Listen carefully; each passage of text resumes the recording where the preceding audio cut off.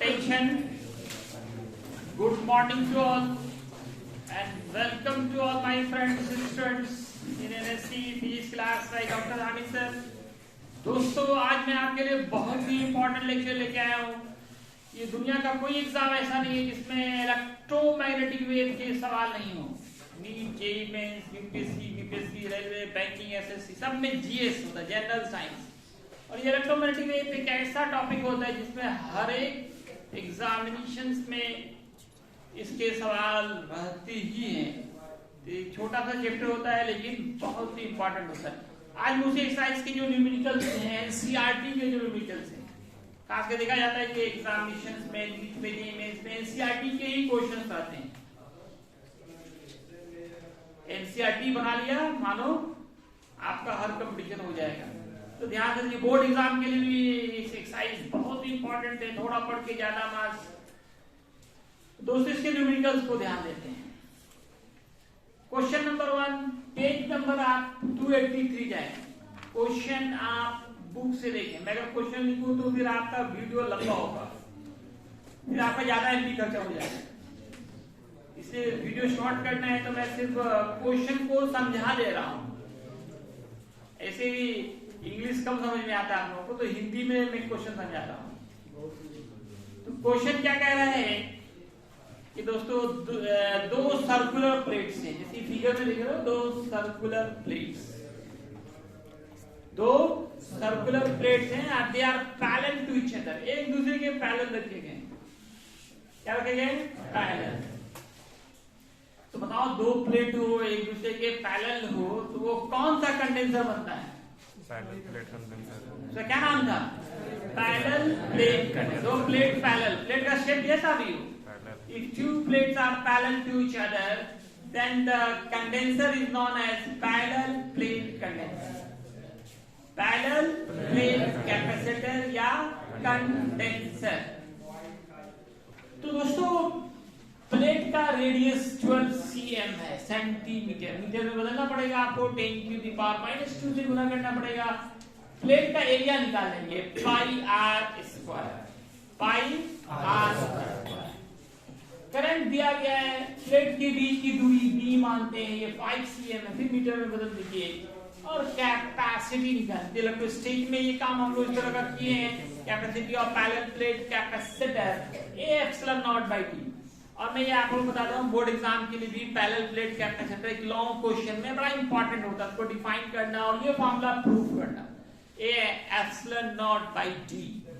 ए देखिए यहाँ से निकालना है, आप area pi R square. D देखिए 5 सेंटीमीटर है। एप्सिलॉन नॉट का मान आपको याद ही है, 8.85 10 to the power -12। पुट करें, कैलकुलेट करें, कैपेसिटी निकाल लें।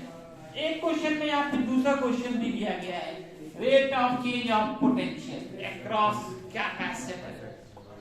इसके लिए Q का मामला बढ़ाएंगे, C into V, both side differentiate करेंगे विद रिस्पेक्ट टू टाइम। ये होगा dq by dt। ये c कांस्टेंट है इसलिए cc रहा, फिर यहाँ चेंज हो रहा है तो dv by dt। dq by dt that is current, ये ऑलरेडी क्वेश्चन में दिया गया 0.15। c यहाँ से आप निकाल रहे हैं और dv by dt निकालना है। इस फॉर्मूले में पुट करेंगे करंट का मान, c का मान, तो dv by dt निकल जाएगा। इसी में बी नंबर क्वेश्चन जा रहा है, क्या डिस्प्लेसमेंट करंट और कंडक्शन करंट दोनों बराबर होंगे? ये तो होंगे, ये तो प्रूव किया हम लोगों ने कि जितना डिस्प्लेसमेंट करंट होता है, पूछ नहीं रहे, मान निकालने का। What is the value of displacement current? What is the value of displacement current का क्या मान है? आपने क्या पढ़ा? जो कंडक्शन करंट होते हैं वही डिस्प्लेसमेंट करंट होते हैं। ID बराबर IC, यही टोटल, इसको सिंपली हम लोग I लिखते हैं। इसका मान दिया हुआ 0.1, आपको कुछ नहीं करना, जो क्वेश्चन है वही आंसर हो गया, 0.15 एम्पियर। अब इसमें तीसरा नंबर क्वेश्चन कह रहा है, क्या यहाँ किरचॉफ के नियम का पालन हो रहा है या यस या नो? अब यहाँ भी आप जो बोलते हो algebraic sum of displacement current and algebraic sum, और किरचॉफ में भी यही था, अलजेब्रिक सम के बराबर होता है। तो यहाँ पे कहेंगे यहाँ किरचॉफ का नियम हर जगह फॉलो होता है, चाहे AC हो, DC हो या डिस्प्लेसमेंट करंट हो, सब जगह किरचॉफ का junction law, KCL Kirchhoff current law, junction law valid है। 8.1 इक्वल 8.2, दोनों में एक ही फिगर है। अगर क्वेश्चन का आपके पास बुक है तो आप देख सकते हैं दोनों में एक ही फिगर है। दो प्लेट्स से सर्कुलर रेडियस बदल दिया, अब 6 से पहले 12 सेंटीमीटर था, और कैपेसिटी दी गई है, आरएमएस वैल्यू दिया गया। जो आप देखिए एसी का जो भी मान हम लोग बोलते हैं दिया जाता है क्वेश्चन, वो इक्वल में RMS value root mean square value of AC होता है, वो 230 वोल्ट है। ओमेगा एंगुलर फ्रीक्वेंसी दी गई है 300 पर सेकंड। आईआरएमएस निकालना है। आईआरएमएस का फॉर्मूला होता है ईआरएमएस बाई रेजिस्टेंस। ओम का नियम आई बराबर V बाई आर। अदनान कहां देख रहा है, बोर्ड देखो, आई बराबर V बाई आर। V की जगह पे क्या ईआरएमएस और R की जगह पे है X। अभी वीडियो जितना भी चलता रहेगा ये पता चलेगा अदनान को कहना पड़ता है बोर्ड में, तो लाइफ टाइम चलेगा ये। क्या बोर्ड देखो, XC को लिख सकते हैं 1 बाई ओमेगा C। ठीक है, ओमेगा C चला गया ऊपर। अब बल्कि आईआरएमएस मालूम है, ओमेगा और C देखिए लाइट वेलोसिटी होता है 3 लाख किलोमीटर पर सेकंड, 3 × 10⁸ मीटर पर सेकंड। अब सवाल है, फिर एक सवाल में क्या कंडक्शन करंट और डिस्प्लेसमेंट करंट के मान बराबर होते हैं, यस या नो? क्या कहेंगे? यस। IC बराबर IC। अगला क्वेश्चन करो, what is the amplitude of magnetic field? Amplitude of magnetic field किसी सर्कुलर वायर के कारण, याद कीजिए आपने बायट-सावर्ट लॉ पढ़ा था, उसकी एप्लीकेशन में मैंने दिखाया था, किसी सर्कुलर वायर के कारण मैग्नेटिक इंडक्शन। वहां हम लोग अलग अलग पॉइंट्स पे देखे थे, जब पॉइंट बार हो, सरफेस पे हो, सेंटर पे 0 आ रहा था, या ये वाला सरफेस वाला फॉर्मूला था mu naught I × R/2 pi R square. क्योंकि मैक्सिमम का I नॉट चाहिए हमको, एम्पलीट्यूड निकालना। What is amplitude? Maximum displacement, maximum मान। मैग्नेटिक फील्ड का जो मैक्सिमम मान है वही क्या होगा? एम्पलीट्यूड होगा। तो I नॉट यहाँ पे करना चाहिए। IRMS जब मालूम है तो I नॉट निकाल सकते हैं। I नॉट का फॉर्मूला IRMS × √2, वो पुट करेंगे और सारा मान दिया और पुट करें। आंसर आप लोग जो अपने YouTube पे डालिए, वहां पे इतना एक्टिव बना, वो जो चला जाएगा हमेशा के लिए, चला जाएगा आपका नाम। आंसर वहां पे डालिए YouTube पे, कुछ तो अच्छा यूज कीजिए मोबाइल का, 5-10 मिनट पढ़ाई के लिए। फिर एक बार फिर से घर में जाके देखिए उसको। 8.3 नंबर का है, कमेंट बॉक्स पे आंसर देना है, सब सॉल्व करके आंसर वहां डालना है। एक भी लगा कर मोबाइल छूता नहीं है, ऐसा लग रहा है, एक भी लगा कर मोबाइल छूता ही नहीं, इतना तेज बात है। अच्छा दिन रात के एक बार चप्पा के 1 मिनट देख लो, वीडियो एक बार रिवीजन कर लो। आप ही डाला जाता है, टीचर लोग देख रहा है, वो सब बोलता है कि हम देखते हैं, बच्चा सब देखते हैं। अच्छा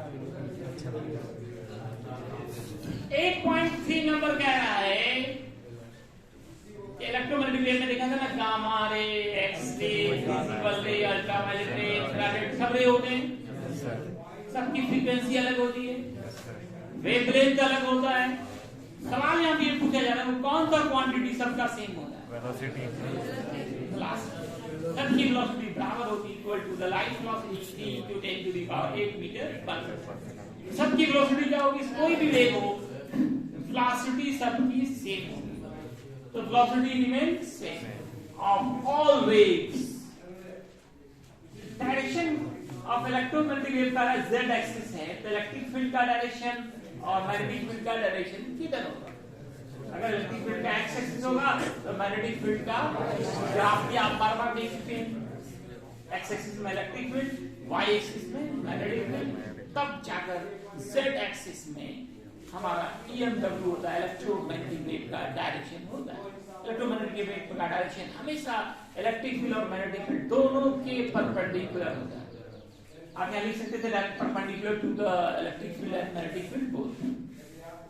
तो डायरेक्शन इस तरह से दिखाने तो अच्छा है। इसमें नेक्स्ट क्वेश्चन क्या है कि फ्रीक्वेंसी इज 30 मेगाहर्ट्ज। मेगा कितना होता है? 10⁻⁶। Capital M mega, small m मिली। ये बात ध्यान देना है। कुछ लोग अभी भी नीचे देखते हैं, ऊपर बोर्ड देखने में उसको पहाड़ लग रहा है, आया क्या के लिए? मेगा, कैपिटल M क्या होता है? Mega, 10⁻⁻⁶। Small m milli, 10 to the power -3 बहुत कभी गिन दिया जैसे कैपिटल एन स्मॉल एन पे ध्यान दें ये मेगा हर्ट्ज है कैपिटल एन लिखा हुआ है तो 10 to the power 6 लैम्डा निकालना है दोस्तों बार बार लैम्डा निकालने का काम हुआ है इसमें देखिएगा लैम्डा का फॉर्मूला यहां से निकालेंगे v बराबर n लैम्डा लैम्डा बराबर v by n v आपका light velocity 3 into 10 to the power n 10 to the power 8 n यहां पे मालूम है यार तो पुट करें सॉल्व करें लैम्डा निकल गया इसमें भी लैम्डा निकाल दो फ्रीक्वेंसी दिया गया है 7.5 मेगाहर्ट्ज दूसरा 12 मेगाहर्ट्ज वेवलेंथ का रेंज निकालना अगर फ्रीक्वेंसी का रेंज इतना है तो वेवलेंथ का रेंज कितना होगा वही फॉर्मूला बनाया लैम्डा का v by n अगला क्वेश्चन का 8.6 नंबर क्वेश्चन कह रहा है कि एलसी ऑसिलेशन में जो फ्रीक्वेंसी है वो है 10 to the power 9 hertz 10 to the power 9 hertz तो इलेक्ट्रोमैग्नेटिक वेव जब भी प्रोड्यूस होता है ना उसकी फ्रीक्वेंसी और जो एलसी ऑसिलेशन की फ्रीक्वेंसी दोनों मैच करना चाहिए रेजोनेंस का कंडीशन होने के लिए दोनों की फ्रीक्वेंसी क्या होनी चाहिए सेम होनी चाहिए तो जो सवाल वही जवाब क्वेश्चन में कह रहा है क्या कह रहा है फ्रीक्वेंसी कितनी है 10 to the power 9 और एलसी ऑसिलेशन की तो इलेक्ट्रोमैग्नेटिक वेव की फ्रीक्वेंसी कितनी होगी 10 to the power 9 हर्ट्ज एक काम आप लोग भी कंजूसी करते हैं वीडियो देखते हैं लाइक नहीं करते हैं शेयर नहीं करते हैं कंजूस कभी सब्सक्राइब भी नहीं कंजूस मत बनो कंजूस जो है जन्नत का खुलदुल सुनेगा हमेशा हर चीज में कंजूसी मत करना लाइक करने की ज्यादा सुनोगे बहुत कुछ चैनल का नाम वो याद नहीं अब देखो फ्री में सब मिल रहा है ऑनलाइन फ्री में उसको लाइक रोज देख रहे हैं उनको लाइक का बटन दबाने में भी कंजूसी याद नहीं रहता याद नहीं रहता क्या याद रहता है तो लगा देखो तो फ्रीक्वेंसी सेम हो जाएगी जो इलेक्ट्रोमैग्नेटिक वेव की फ्रीक्वेंसी होगी वही एलसी ऑसिलेशन की भी फ्रीक्वेंसी होगी पहले इसको क्या दबाया करते थे वो भी छोड़ दिए देखना भी छोड़ दिए अब देखो मैग्नेटिक फील्ड का एम्पलीट्यूड दिया हुआ है 510 नैनो स्मॉल एन क्या होता है नैनो टेस्ला नैनो कितना होता है 10 to the power -9 आपको magnitude amplitude of electric field निकालना है ये बहुत इंपॉर्टेंट है ये फॉर्मूला भी कई बार यूज होगा आपने सी का फॉर्मूला पढ़ा था E0 by V0 इससे आसान शायद कोई सवाल हो V0 दिया हुआ है E0 निकालना है क्रॉस मल्टीप्लिकेशन कर रहे हैं E0 का formula C into V0 C का मान 3 into 10 to the power 8 और V0 का मान आपको यहाँ पे दिया हुआ है गुना कर दीजिए आंसर लिख लीजिए न्यूटन पर कूलम यूनिट क्या होगा न्यूटन पर कूलम अगला सवाल यही पलट दिया अब E0 दे दिया है और V0 निकालना E0 दिया है V0 निकालना यही सेमी क्वेश्चन हुआ एक तरह से इसमें एक और चीज निकालना है आपको एक चीज क्या चार चीज निकालना है चार चीज निकालने का है एक तो V0 निकालना है ओमेगा निकालना K निकालना लैम्डा निकालना ओमेगा का यहाँ फॉर्मूला 2 pi n यहाँ पे न्यू है न्यू क्या फ्रीक्वेंसी दी गई है आपको 50 मेगाहर्ट्ज फिर K होता है वेव नंबर इसका एक फॉर्मूला होता है ओमेगा बाई सी और लैम्डा निकालना है लैम्डा का formula V by new put करें V by 8.9 नंबर ये है एनर्जी ऑफ फोटोन का फॉर्मूला h न्यू ये फोटोन के बारे में हम विस्तृत रूप से मॉडर्न फिजिक्स में पढ़ाएंगे कंप्लीट एक्सप्लेनेशन के साथ डिफिनेशन फॉर्मूला सब कुछ लेकिन यहाँ पे इलेक्ट्रोमैग्नेटिक वेव भी चूंकि लाइट वेव है ये भी क्या कर रहा है एनर्जी इमिट करता है इसके अंदर भी लाइट वेव के अंदर ही लाइट वेव ही एनर्जी के छोटे छोटे पैकेट के रूप में पाए जाते हैं जिसका नाम फोटोन है जिसकी एनर्जी होती है h nu या hc by lambda hc by lambda इस सवाल का जवाब हर विद्यार्थी का अलग अलग हो सकता है क्योंकि आपको स्वतंत्र कर दिया गया है कि आप अलग अलग वेवलेंथ लेकर के वेवलेंथ अपने मन से मानिए और फिर एनर्जी निकालिए हमने यहाँ रेड कलर और वायलेट कलर का माना है वेवलेंथ रेड कलर का वेवलेंथ लगभग 7800 एंगस्ट्रॉम होता है उसको लगभग आप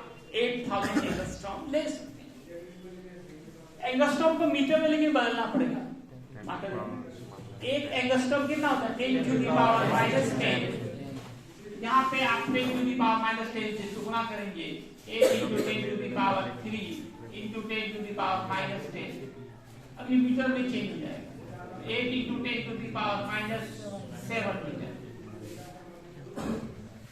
एनर्जी का फॉर्मूला होगा फोटोन की एनर्जी h न्यू और न्यू का formula c by lambda nu frequency का फॉर्मूला c by lambda इसलिए h c by lambda आपको रेड कलर का वेवलेंथ h का मान आपको याद होगा प्लैंक्स कांस्टेंट का मान 6.6 to 10 to the power minus 34 joule second.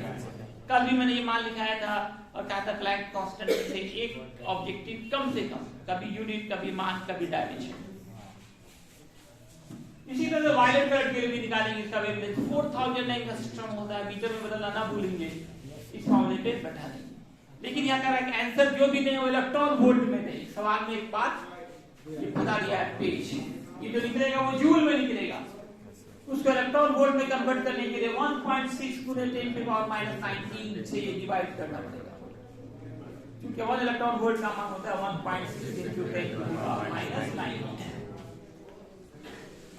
फिर वही लैम्डा पूछ रहा है एम्पलीट्यूड ऑफ इलेक्ट्रिक फील्ड दिया फ्रीक्वेंसी दिया लैम्डा निकालना। लैम्डा कई बार निकाल देंगे लैम्डा यहाँ लैम्डा निकला यहाँ लैम्डा निकला यहाँ लैम्डा यहाँ फिर लैम्डा एक ही क्वेश्चन रिपीट हो रहा है।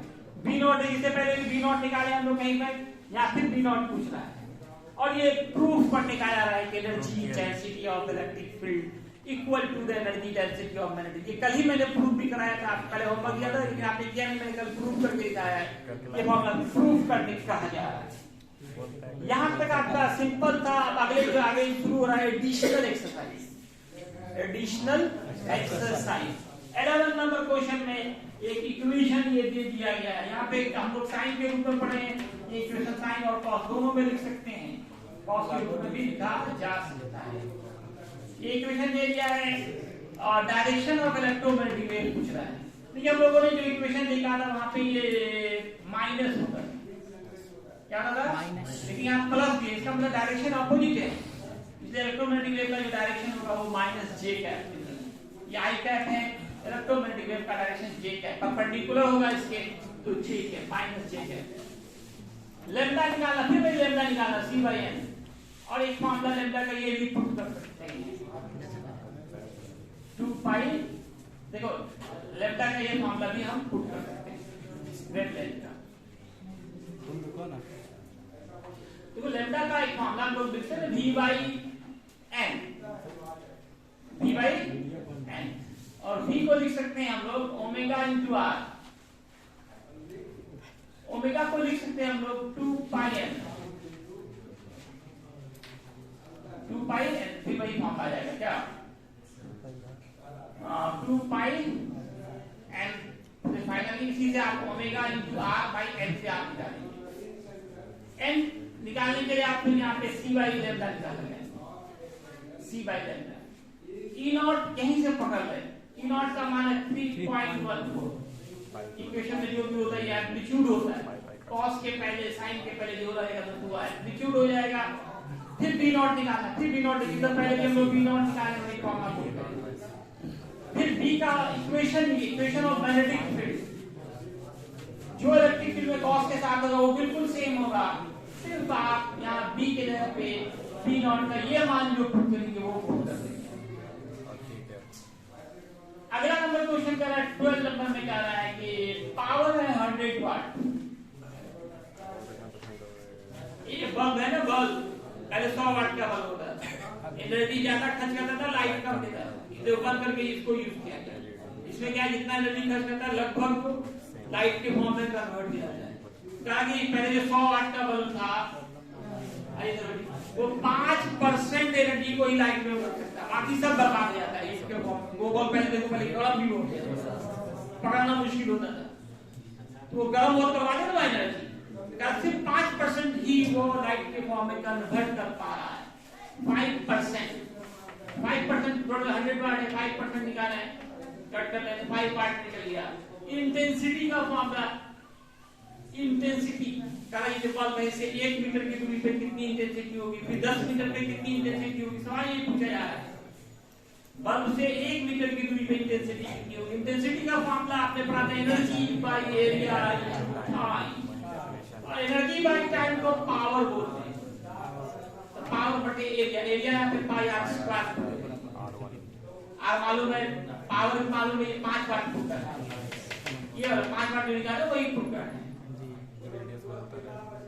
फिर 10 मीटर की दूरी पे इंटेंसिटी पूछा जा रहा है, आई क्यू रहा पी बटे पी वही रहा, सिर्फ दूरी बदल रहा है, R2 का स्क्वायर। अब ये इक्वेशन क्वेश्चन में दिया हुआ है लैम्डा m into t बराबर 0.29। ये जो है ना वीन्स डिस्प्लेसमेंट लॉ, ये 11th में आपने पढ़ा था, वीन्स डिस्प्लेसमेंट लॉ। आप जैसे कोई लकड़ी जलाओ तो पहले देखो ना लाइट का कलर कैसा होता है, जो आग करता है वो रेड, फिर देखिए पीला हो जाता है, फिर पूरा लाइट पड़ जाए तो ब्लू ब्लू लाइट देता है। टेम्परेचर बढ़ने से वेवलेंथ घट जाता है, पहले रेड का वेवलेंथ सबसे ज्यादा होता है। गैस में अगर देखो गैस चूल्हा है ना, वो अगर लाल लाइट देने लगे तो समझ जाओ गैस खत्म। जब फुल रहता है तो ब्लू ब्लू पूरा चल जाता है। यही क्या कहना था, जब टेम्परेचर बढ़ता है तो वेवलेंथ घट जाता है। और दोनों में ये रिलेशन था, एक मिनट की भूल खत्म हो गई। लैम्डा m into t का मान 0.29 है, तो टेम्परेचर निकालना है। वेवलेंथ आपको स्वतंत्र करके अपने मन से मानिए, वेवलेंथ क्वेश्चन में वेवलेंथ नहीं किया है, अलग अलग वेवलेंथ के लिए टेम्परेचर कितना होगा ये आपको निकालना है। हमने एक बार मान लिया 10 to the power -6, दूसरी बार 10 to the power -5, दोनों के अलग अलग निकालना है, ठीक है।